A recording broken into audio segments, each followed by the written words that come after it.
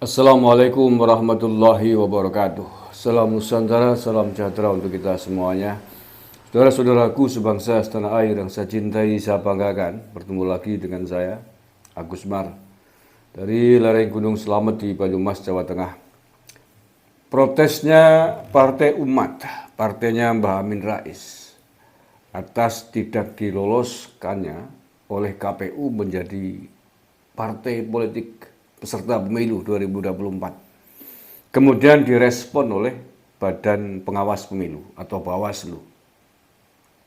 Bawaslu kemudian melakukan mediasi, mempertemukan antara Partai Umat dengan KPU dan mengkategorikannya sebagai peristiwa sengketa pemilu yang harus ditangani, diselesaikan oleh Bawaslu. Dan pertemuan mediasi itu telah berlangsung dan telah selesai dengan sejumlah keputusan. Tetapi menurut saya keputusannya kok aneh. Keputusannya aneh dan berpotensi menimbulkan konflik. Yang menurut saya konfliknya jauh lebih besar ketimbang protes yang ditimbulkan atau dilakukan oleh Partai Umat itu sendiri. Seperti apakah potensi friksi atau protes atau konflik yang lebih rumit ketimbang ditolaknya Partai Umat ini?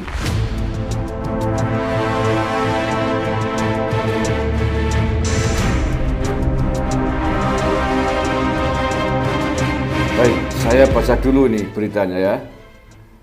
Nanti kita bahas bersama-sama. Partai Umat besutan Amin Rais bisa ikut pemilu 2024 dengan syarat. Itu judul yang ditulis oleh CNN. Saya baca dulu.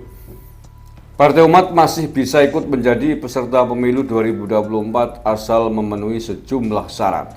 Peluang itu terbuka berdasarkan hasil mediasi antara Partai Umat dengan Komisi Pemilihan Umum di Badan Pengawas Pemilu atau Bawaslu yang dibacakan dalam rapat pleno Bawaslu usai mediasi keduanya yang digelar di kantor Bawaslu hari Selasa kemarin.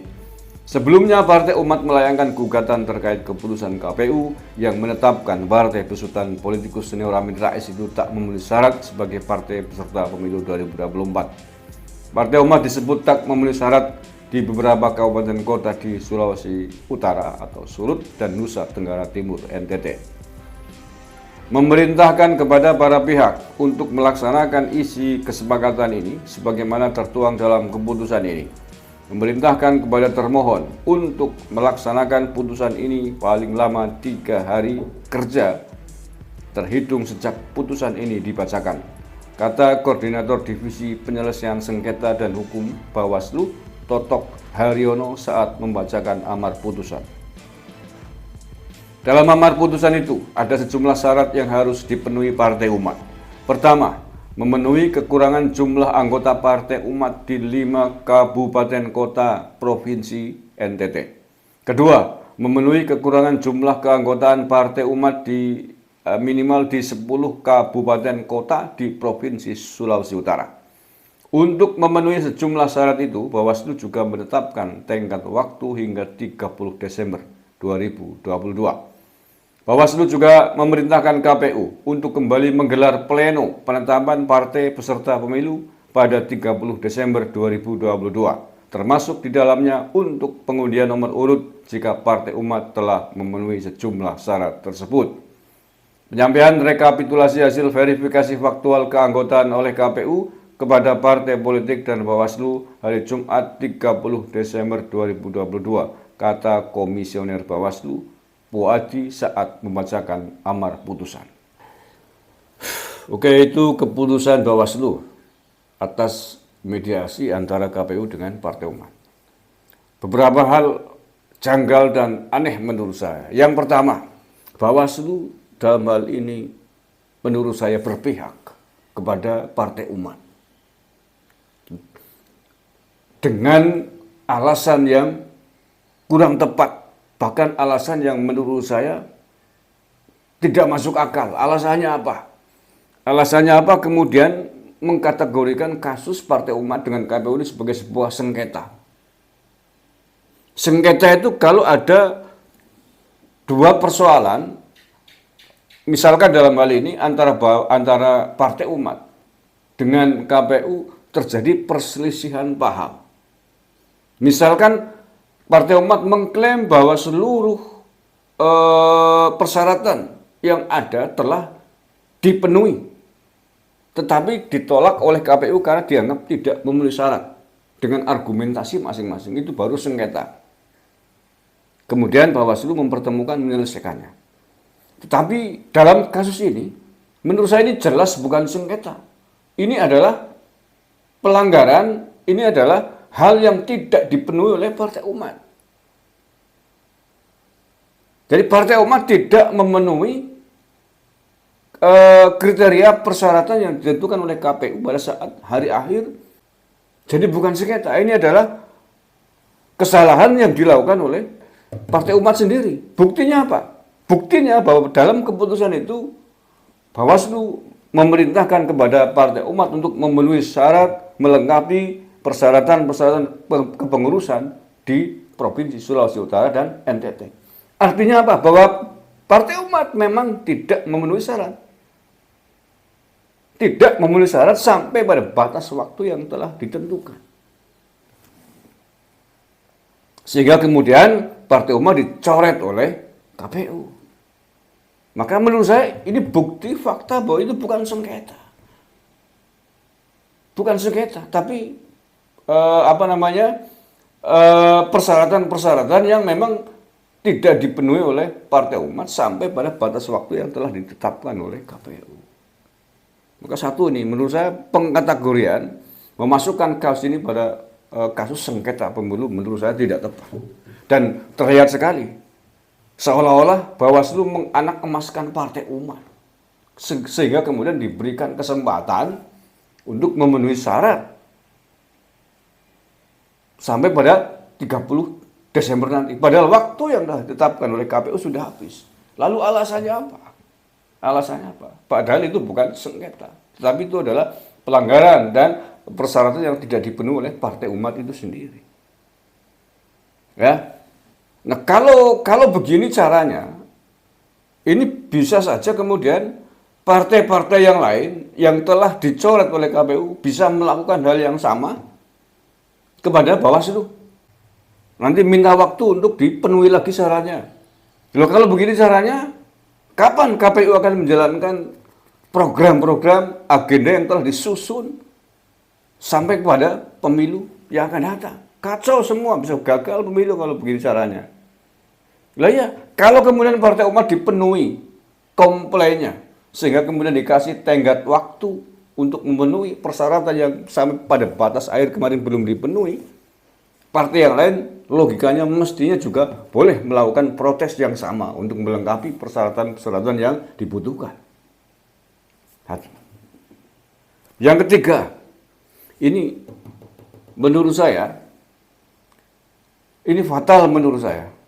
Ini sama saja Bawaslu menganggap bahwa apa yang telah ditetapkan oleh KPU termasuk pengundian nomor urut pemilu pada pertengahan Desember kemarin, tanggal 14 kalau tidak salah, sama saja dianggap itu tidak sah, tidak legal. Mengapa demikian? Bawaslu memerintahkan kepada KPU ketika nanti Partai Umat memenuhi syarat-syarat yang dibutuhkan sebagaimana ditetapkan oleh KPU sampai 30 Desember nanti, Bawaslu memerintahkan KPU agar menggelar ulang rapat pleno termasuk pengundian nomor urut partai politik. Nah, ini kan kacau. Ini yang saya maksud menyelesaikan konflik tapi berpotensi menimbulkan konflik baru yang konfliknya lebih besar. Ya, kalau kemudian 17 partai politik yang kemarin sudah dinyatakan sah dan sudah dapat nomor urut, terima. Kalau kemudian protes, khususnya partai-partai politik yang berada di urutan atas, ya contohnya kayak PKB kan dapat nomor urut 1, apa ya PKB mau terima? Gerindra, Golkar dan seterusnya mau terima besok diundi ulang nomor urutnya? Alasannya apa?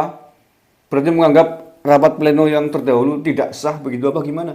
Sehingga harus diundi ulang. Ini menurut saya lebih rumit potensi konfliknya, lebih membuka persoalan baru menurut saya. Mendingan ini seandainya bahwa pemberian kesempatan kepada Partai Umat itu memang kemudian dengan berbagai alasan diterima oleh semua pihak. Maka karena selesai pada nomor buntut, dia dikasih nomor urut 18, nomor urut terakhir itu masih mending, menurut saya itu yang paling bijak itu, dengan tidak menganulir rapat pleno yang sebelumnya. Itu pun menurut saya sebenarnya tidak perlu. Karena apa? Partai Umat telah diberi kesempatan yang sama dengan partai-partai yang lain sampai pada batas waktu akhir yang ditentukan, tetapi tidak memenuhi syarat sehingga dicoret. Menurut saya itu adalah keputusan yang final menurut saya, dan tidak perlu dikutak-kutik. Karena itu bukan sengketa. Sengketa itu kalau saling klaim, ini saya sudah memenuhi syarat semua, ini buktinya ini teng. KPU juga punya argumentasi ini tidak memenuhi syarat, ini faktanya ini teng. Itu baru sengketa. Nah ini Bawaslu sendiri tadi mengatakan bahwa sejumlah pengurusan di 2 provinsi ini belum ada, sehingga kemudian agar kepengurusan di 2 provinsi itu dipenuhi. Berarti kan bukan sengketa, itu adalah pelanggaran, kesalahan dari Partai Umat sendiri. Oke ya, itu menurut saya. Jadi kalau seandainya nih Partai Umat memenuhi syarat, saya kok ragu, pesimis, kemudian akan diundi ulang, rapat pleno ulang oleh KPU untuk pengundian ulang nomor urut peserta pemilu. PKB nomor urutnya 1, saya kira tidak mungkin akan diam dan menerima begitu saja, karena itu kebetulan yang pasti diinginkan oleh semua parpol mendapatkan nomor urut 1, karena mudah diingatkan begitu. Oke, terima kasih, kurang lebihnya mohon maaf, wallahul muwaffiq ila aqwamit thoriq. Assalamualaikum warahmatullahi wabarakatuh. NKRI Harga Mati.